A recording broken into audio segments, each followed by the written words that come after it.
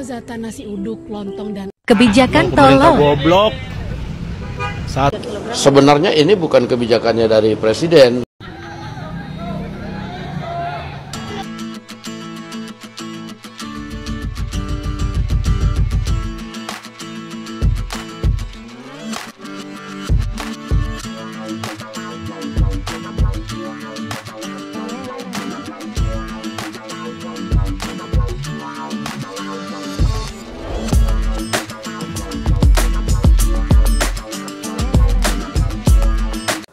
Assalamualaikum warahmatullahi wabarakatuh. Berjumpa kembali dengan Romli Pratama. Teman-teman sahabatku semuanya, gimana kabar kalian? Mudah-mudahan kalian semuanya baik-baik saja beserta keluarganya di sana. Teman-teman sahabatku, buat kalian yang baru gabung, yang baru nonton video ini, silahkan di subscribe dulu, di like dan di komen guys. Buat teman-teman sahabatku yang udah mendukung support channel ini, terima kasih. Mudah-mudahan kalian semuanya diberikan keberkahan umur, keberkahan rezeki, dimudahkan segala urusannya, baik urusan dunia maupun urusan akhirat. Amin ya rabbal alamin. Teman-teman sahabatku semuanya, seperti biasa guys, kita akan reaction beberapa video yang lagi viral hari ini guys. Seperti apa videonya? Ini dia guys. Ini dia guys. kelezatan nasi uduk, lontong, dan aneka gorengan racikan tangan Nenek Yoni kini hanya tinggal kenangan bagi warga di sekitar rumahnya. Hampir setiap pagi, warung nasi uduknya menjadi andalan sarapan tetangga. Senin kemarin, perempuan berusia 62 tahun itu tutup usia. Yoni diduga kelelahan usai berjalan mencari gas LPG 3 kg untuk kebutuhan warungnya. Keluarga bercerita, setelah warung langganannya tak lagi menjual gas melon, warga Jalan Beringin, Pamulang Barat, Tangerang Selatan itu terpaksa berjalan lebih jauh mencari agen gas LPG di tengah hari yang terik. Gue mau ngantri gas nih, bawa tabung gas 2, masih kosong kan. Tapi gue disuruh pulang lagi, emang apa Pok? Disuruh ngambil KTP, dijemput lama mantunya. Tapi sampai di rumah langsung pingsan. Bahwa udah dapat tabung gas, udah dapat. Terus dia bilang, Allahu Akbar, ya Allah, Allahu Akbar. Tapi saya tanya udah nggak nyaut. Dia dari rumah kayaknya jam 11 dah. Oh, 11 siang. Jam 11. Nah, tahu nggak kira-kira lamanya antri nenek itu berapa lama Bu di sana Bu? Ya ada sejaman mah. Oh. Kepergian Yoni menorehkan duka mendalam bagi keluarga. Rupanya Tuhan lebih merindukannya sebelum ia sempat mewujudkan impian pergi umroh ke Tanah Suci. Syahbudin Atar melaporkan dari Tangerang Selatan, Banten. Masih nggak sadar nih bahwa kebijakan yang dilakukan oleh Menteri Bahlil, bukan Bahlul ya, Menteri Bahlil, seperti ini terjadinya di masyarakat. Masih, aduh ya Allah, kebijakan apa ini? Bisa nggak sih nggak ngerepotin rakyat gitu? Masa setiap kebijakan yang dilakukan oleh pemerintah kita menjadi apa ya, nggak cocok gitu sama masyarakat? Bisa nggak sih cari solusi-solusi atau kebijakan yang bisa menyenangkan rakyat, membahagiakan rakyat? Bisa nggak sih? Kok kayaknya setiap kebijakannya kayaknya menyusahkan banget gitu. Aduh, kita berlanjut ke video selanjutnya guys. Ini dia guys. Kebijakan tolol. Goblok. Saat ini kebijakan pemerintah emang pada tolol, menterinya pada tolol emang. Rata-rata nyusahin rakyat, lo lihat aja nih rakyat. Ngantri, udah ngantri panjang, dapatnya cuma satu. Jadi si nenek yang tadi itu yang meninggal itu antri gas LPG guys. Di Malaysia mana pernah orang-orang tuh antri LPG sampai ada yang meninggal, sampai berdesakan, beratur sampai berdesakan, tuh nggak ada ceritanya seperti itu gitu. Kok di tempat kita gitu? Ini udah keberapa kalinya gitu. Aduh ya Allah, buat kebijakan toh yang membahagiakan rakyat, kok malah yang menyusahkan rakyat? Sukanya yang menyusahkan rakyat. Emang nggak gimana sih? Kan kalian itu semuanya terlahir dari rakyat, kok bisa nggak bisa mikir kepentingan rakyat itu seperti apa?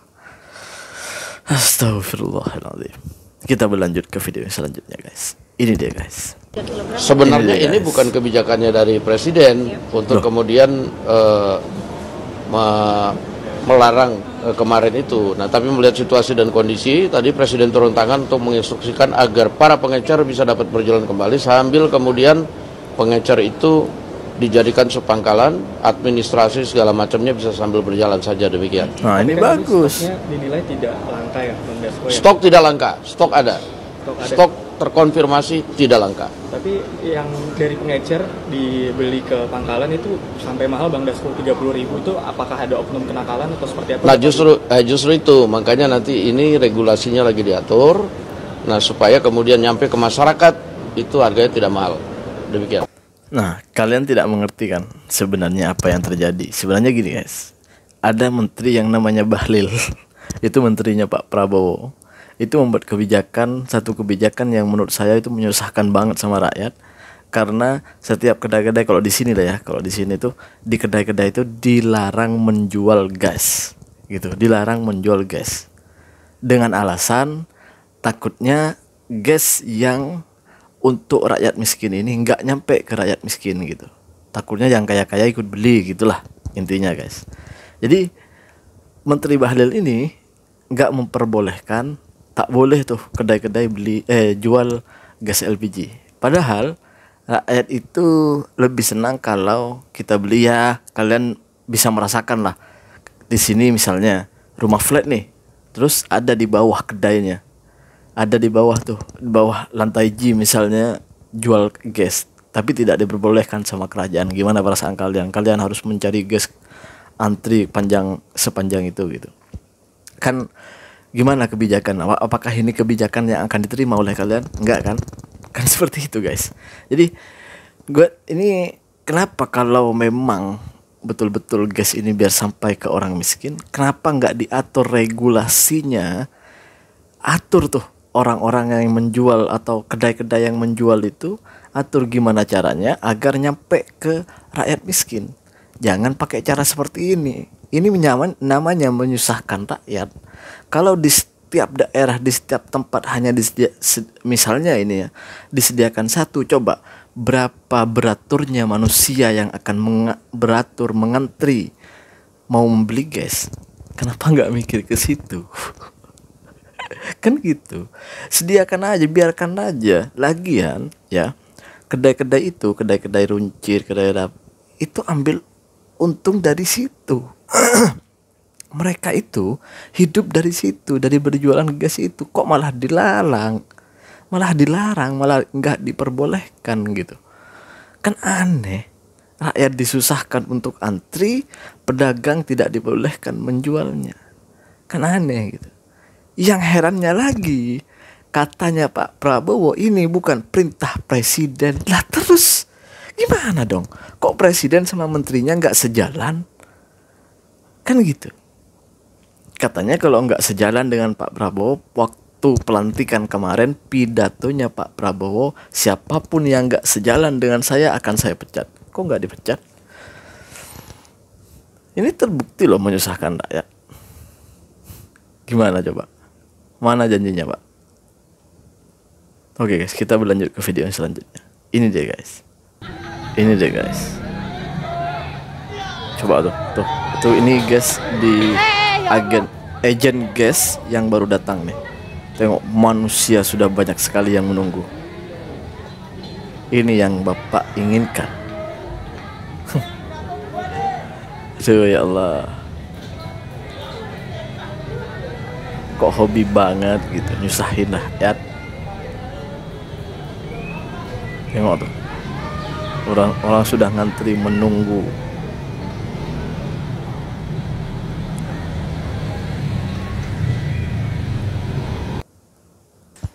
Kalian tidak tahu aja, seperti ini nih malah menyusahkan berkali lipat rakyat gitu. Kenapa gue bilang gitu? Karena yang punya stok gas-gas tuh akan mempermahal untuk orang membelinya, akan lebih mahal. Ya kalau mau murah harus ngantri, kalau mau cepet ya harus beli mahal. Jadi waduh, semuanya akan gimana ya, susah banget rakyat ini sebenarnya. Kok kebijakannya kita lihat itu kebelakangan ini kayaknya nyusahin rakyat semua gitu. Kenapa nggak ada yang membahagiain rakyat sama sekali? Padahal kalian dipilih untuk mengatur uang negara ini agar untuk kemaslahatan dan kebahagiaan kemakmuran rakyat. Kok malah sebaliknya? Apa yang sebenarnya kalian pikirkan ini? Kalian itu terlahir dari rakyat, dipilih rakyat, kok malah nggak pro sama rakyat, itu gimana ceritanya? Lagian kok bisa menteri sama presiden itu nggak sejalan? Kok bisa gitu ya? Menteri sama presiden nggak sejalan. Katanya presiden bukan perintah saya untuk melakukan kebijakan ini. Katanya yang ini atas perintah istana. Terus yang perintah istana di mana? Istana yang mana ini? Yang betul tuh yang mana? Kok malah ketika rakyat susah, kebijakannya nggak berhasil membahagiakan rakyat, kok malah semuanya mau cuci tangan? Yang satu bilang bukan perintahnya, yang satu bilang ini ya Allah.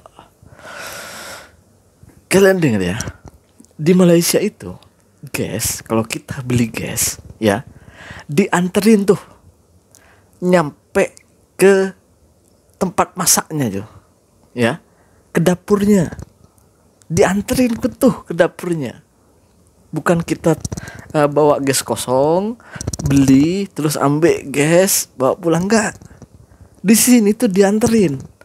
Lu mau miskin, mau kaya, mau nggak punya uang, asal bisa bayar gas, dianterin tuh gas. Kalau di sini, di tempat kita, mau nganterin gas sekarang kebijakannya udah kayak gini, apalagi gas sampai mau dianterin ke depan rumahnya, ke dapurnya, gimana coba? Jauh sebenarnya kita kalah sama Malaysia itu, jauh guys. Jadi janganlah sok-sokan kalian ya jangan sok-sokan, kita tuh emang kalah ya, udah akui saja.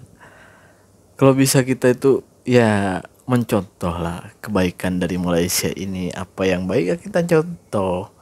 Ya gue sadar di setiap negara itu semuanya pasti ada yang salah, ada yang tidak baik. Ya jangan contoh yang tidak baik, contoh yang baik. Dan gue yakin malah banyak yang baik gitu yang bagus gitu untuk kita contoh. Ngapain kita malu? Terima kasih buat semuanya. Assalamualaikum warahmatullahi wabarakatuh. Jangan lupa guys, sholawat.